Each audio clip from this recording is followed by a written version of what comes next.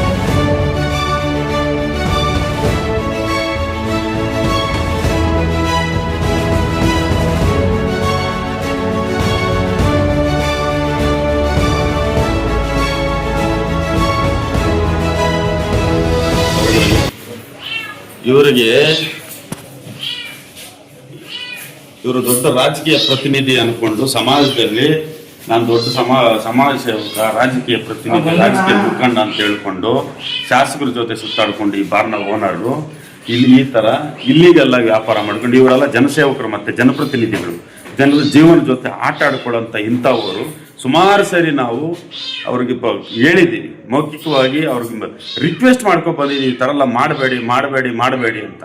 ಎಷ್ಟು ಹೇಳಿದ್ರು ಕೂಡ ಇದೇ ಥರ ಬೆಳಿಗ್ಗೆ 5 ಗಂಟೆಗೆ ತೆಗೆಯುವಂಥದ್ದು. ಬೇತ್ಮಂಗಲದಲ್ಲಿ ಯಾವ್ದು ದೇವಸ್ಥಾನ ಓಪನ್ ಆಗತ್ತಾ ಇಲ್ಲೋ ಗೊತ್ತಿಲ್ಲ. ಬೆಳಿಗ್ಗೆ 5 ಗಂಟೆಗೆ ಮಸೀದಿನಲ್ಲಿ ಅಲ್ಲ ಕೂಡ ಕೂಗಲ್ಲ. ಈ ಬಾರಲ್ಲಿ ಮಾತ್ರ ಎಣ್ಣೆ ಕೊಡ್ತಾರೆ. ಭುವನೇಶ್ವರಿ ಬಾರ್ ಅಂಡ್ ರೆಸ್ಟೋರೆಂಟ್ ಅಂತ. ಈ ಬಗ್ಗೆ ಅಧಿಕಾರಿಗಳಿಗೂ ನಾನು ಹೇಳ್ತಾ ಇದ್ದೀನಿ, ದಯವಿಟ್ಟು ಇದ್ರ ಬಗ್ಗೆ ಕ್ರಮ ಕೈಗೊಳ್ಳಿ. ನಾವು ಪದೇ ಮನವಿ ಮಾಡ್ತಾ ಇದ್ದೇವೆ. ಇದೇ ಥರ ಮುಂದುವರೆದಿದೆ ಅಂದರೆ ನಾವು ಮುಂದಿನ ಹಂತಕ್ಕೆ, ನಾವು ಹೋರಾಟದ ಹಂತಕ್ಕೆ ಹೋಗ್ತಾ ಇದ್ದೀವಿ. ದಯವಿಟ್ಟು ಅಧಿಕಾರಿಗಳು ಎಚ್ಚೆತ್ತುಕೊಂಡು ಈ ಬಾರ್ಗಳ ಲೈಸೆನ್ಸನ್ನು ರದ್ದು ಮಾಡಿ. ಇವರು ಬಾರ್ ನಡೆಸೋದಕ್ಕೆ ಯಾವುದೇ ರೀತಿಯಲ್ಲಿ ಅರ್ಹತೆ ಇಲ್ಲ ಇವರಿಗೆ. ಆ ಬಾರ್ಗೆ ನಿಬಂಧನೆಗಳು, ಷರತ್ತುಗಳು ಏನು ಬರುತ್ತಾ ಲೈಸೆನ್ಸ್ ಅಡಿಯಲ್ಲಿ ಯಾವುದನ್ನು ಕೂಡ ಇವರು ಪಾಲಿಸ್ತಾ ಇಲ್ಲ. ಬೆಳಗ್ಗೆ 5 ಗಂಟೆಗೆ ತೆಗೆಯುವಂಥದ್ದೇನ್ರಿ ಬಡವ್ರ ಜೀವನ ಜೊತೆ ಈ ರೀತಿ ಚಲ್ಲಾಟ ಆಡ್ತಾರಂತಂದ್ರೆ ಇವರು. ನಾನು ವಿಡಿಯೋಗಳ ಸಮೇತ ಅಧಿಕಾರಿಗಳಿಗೆ ವಾಟ್ಸಪ್ ಮಾಡಿದ್ದೀನಿ, ಪ್ರತಿ ವಿಡಿಯೋಗಳನ್ನ ಮಾಡಿದ್ದೀನಿ, ಲೈವ್ ಮಾಡಿದ್ದೀನಿ, ಫೇಸ್ಬುಕ್ಕಲ್ಲಿ ಲೈವ್ ಮಾಡಿದ್ದೀನಿ. ಇವತ್ತು ಕೂಡ ಲೈವಲ್ಲಿ ಹೋಗ್ತಾನೆ ಇದೆ. ಅದಿನ್ನ ಎಷ್ಟು ಸರಿ ಹೇಳಿದ್ರು ಇದೇ ರೀತಿನೇ. ಮತ್ತೆ ಒಂದು ಟಾಯ್ಲೆಟ್ ವ್ಯವಸ್ಥೆ ಇಲ್ಲ, ಒಂದು ರೂಮ್ ವ್ಯವಸ್ಥೆ ಇಲ್ಲ, ಎಂಥದ್ದು ಇಲ್ಲ ಇಲ್ಲಿ. ಒಂದು ಇದ್ರ MRP ಮೇಲೆ 20% ಎಕ್ಸ್ಟ್ರಾ ತಗೊಳ್ತಾರೆ. ಆದರೂ ಕೂಡ ಇಲ್ಲಿ ಬರುವಂಥ ಗ್ರಾಹಕರಿಗೆ ಸರಿಯಾದ ಅನುಕೂಲಗಳಿಲ್ಲ, ಸೌಲಭ್ಯಗಳಿಲ್ಲ.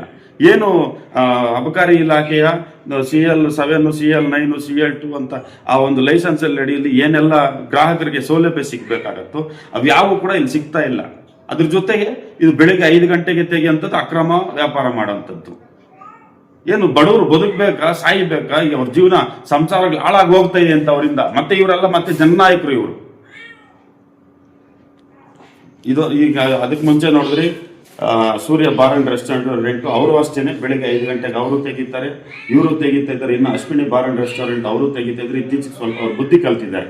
ಆದರೆ ಇವರಿಬ್ಬರು ಮಾತ್ರ ಯಾವುದೇ ಕಾರಣಕ್ಕೆ ಕಲಿತಿಲ್ಲ. ಯಾಕಂತಂದ್ರೆ ಇವರು ರಾಜಕೀಯ ಹಿನ್ನೆಲೆ, ಅದೇನೇ ಅವ್ರ ರಾಜಕೀಯ ಹಿನ್ನೆಲೆ ಎಷ್ಟೇ ಇರಲಿ, ನಾವು ಯಾವುದೇ ಕಾರಣಕ್ಕಂತೂ ಈ ಒಂದು ವಿಚಾರನ ಬಿಡೋದೇ ಇಲ್ಲ. ಯಾಕಂತಂದ್ರೆ ಬಡಬಗ್ಗರು ಇವತ್ತು ದೀನದಲಿತರು, ಕೂಲಿ ನಾಲಿಗೆ ಹೋಗುವಂಥವರು, ಮಧ್ಯಮ ವರ್ಗದವರು ಇವ್ರು ಮಾಡೋಂಥ ಈ ಅಕ್ರಮ ವ್ಯಾಪಾರ ಏನು 5 ಗಂಟೆಗೆ ತೆಗೆದು ವ್ಯಾಪಾರ ಮಾಡ್ತಾರೆ, ಇದರಿಂದ ಕೂಲಿ ನಾಲಿಗೆ ಹೋಗುವವರು ಹೋಗದಿಲ್ಲ ಅವ್ರ ಜೀವನಗಳು ಹಾಳು ಮಾಡಿಕೊಂಡು, ಸಂಸಾರಗಳು ಹಾಳು ಮಾಡ್ಕೊಂಡು ಇವತ್ತು ಬೀದಿಗೆ ಬರ್ತಾ ಇದ್ದಾರೆ. ಇದು ಸುಮಾರು ದೂರುಗಳು ನಮ್ಮ ಸಂಘಟನೆಗೆ ಬಂದಂತ ಹಿನ್ನೆಲೆಯಲ್ಲಿ ನಾವು ಪ್ರತಿದಿನ ಕೂಡ ನಾವು ನಮ್ಮ ಕೆಲಸ ಕಾರ್ಯಗಳನ್ನ ಬಿಟ್ಟು ಬೆಳಗ್ಗೆ ಎದ್ದು ಬಂದು ನಾವು ಈ ಕಾರ್ಯಾಚರಣೆ ಮಾಡ್ತಾ ಇದ್ದೀವಿ ಅಂತ. ಇದು ಅಧಿಕಾರಿಗಳು ಮಾಡಬೇಕಾಗಿರುವಂತ ಕೆಲಸ.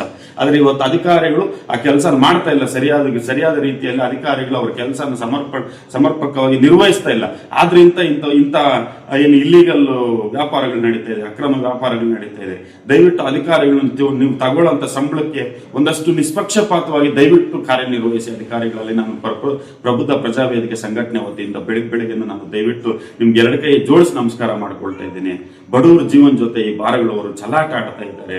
ಅಧಿಕಾರಿಗಳು ತಮ್ಗೇನಾದ್ರೂ ಒಂದಷ್ಟು ಮಾನವೀಯತೆ ಇದ್ರೆ ತಮ್ಮ ಅಧಿಕಾರ, ನಿಮ್ಗೆ ಅಧಿಕಾರ ತಗೊಂಡಿರೋದಕ್ಕೆ ಆ ಅಧಿಕಾರನ ಒಂದಷ್ಟು ಜವಾಬ್ದಾರಿಯಾಗಿ ನಿರ್ವಹಿಸಬೇಕು ಅಂತ ಏನಾದ್ರೂ ತಮ್ಮ ಮನಸ್ಸಲ್ಲಿ ಇದ್ರೆ ತಗೊಳ್ಳೋಂಥ ಸಂಬಳಕ್ಕೆ ದಯವಿಟ್ಟು ಇವ್ರ ಮೇಲೆ ಕ್ರಮ ಕೈಗೊಳ್ಳಿ. ಬರೀ ಅವರಿಗೆ ಫೋನಲ್ಲಿ ಹೇಳೋವಂಥದ್ದು, ನೋಟಿಸ್ ಕೊಡುವಂಥದ್ದು, ಫೈನ್ ಹಾಕುವಂಥದ್ದು ಇದೆಲ್ಲ ಮುಗ್ದೋಗಿದೆ ಇವರಿಗೆ. ಇವ್ರ ಲೈಸೆನ್ಸ್ ಅನ್ನ ಒಂದ್ಸರಿ ಅಮಾನತುಗೊಳಿಸಿ, ಆಗ ಅದ್ರ ಬುದ್ಧಿ ಬರುತ್ತೆ ಅನ್ನೋ ದಯವಿಟ್ಟು ಅಧಿಕಾರಿಗಳಲ್ಲಿ ನಮ್ಮ ಪ್ರಬುದ್ಧ ಪ್ರಜಾವೇದಿಕೆ ಸಂಘಟನೆ ವತಿಯಿಂದ ಮನವಿ ಮಾಡ್ಕೊಳ್ತಾ ಇದ್ದೇವೆ. ಮನೆಗಳಲ್ಲಿ ಮಹಿಳೆಯರು ತುಂಬಾನೇ ಏನು ಅವರು ಸಂಸಾರ ಹಾಳಾಗ್ತಾ ಇದೆ, ತುಂಬಾನೇ ಕಷ್ಟಕ್ಕೊಳಗಾಗ್ತಾ ಇದ್ದಾರೆ, ತುಂಬಾನೇ ನೋವು ಕೊಡ್ತಾ ಇದ್ದಾರೆ. ಇದರಿಂದ ಇವ್ರು ಕರೆಕ್ಟಾಗಿ ಇವ್ರ ಟೈಮಿಂಗ್ ಏನಿದೆ ಆ ಟೈಮಿಂಗ್ ಪ್ರಕಾರ ತೆಗೆದಿರೋ ಕೂಲಿ ನಾಲೆಗೆ ಹೋಗೋರು ಬೆಳಿಗ್ಗೆ ಎದ್ದು ಕೆಲಸ ಕಾರ್ಯಗಳಿಗೆ ಹೋಗ್ತಾರೆ. ಇಲ್ಲಿ ಬಂದು ಯಾರು ಕುಡ್ಕೊಂಡಿರೋದಿಲ್ಲ. ಇವ್ರು ಬೆಳಿಗ್ಗೆ 5 ಗಂಟೆಗೆ ತೆಗೆದು ನೋಡಿ ಅವರಿಗೆ ಫ್ರೀಯಾಗಿ ಏನೋ ಸೈಟ್ಸ್ ಕೊಡುವಂಥದ್ದು ಈ ತೀರ ಎಲ್ಲ ಆಫರ್ಸ್ ಕೊಟ್ಟು ಅವರು ಜನರನ್ನ ಹಾಳು ಮಾಡ್ತಾ ಇದ್ದಾರೆ.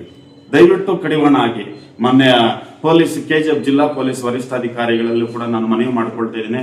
ತಾವು ನಿಷ್ಠಾವಂತ ಪ್ರಬುದ್ಧ ಅಧಿಕಾರಿಗಳಿದ್ದೀರಿ ಸರ್. SP ಸರ್, ದಯವಿಟ್ಟು ಇವ್ರ ಬಗ್ಗೆ ಕ್ರಮ ಕೈಗೊಳ್ಳಿ, ಇವರ ಲೈಸೆನ್ಸ್ ಅನ್ನು ಅಮಾನತುಗೊಳಿಸಿ ಸರ್, ಪ್ಲೀಸ್.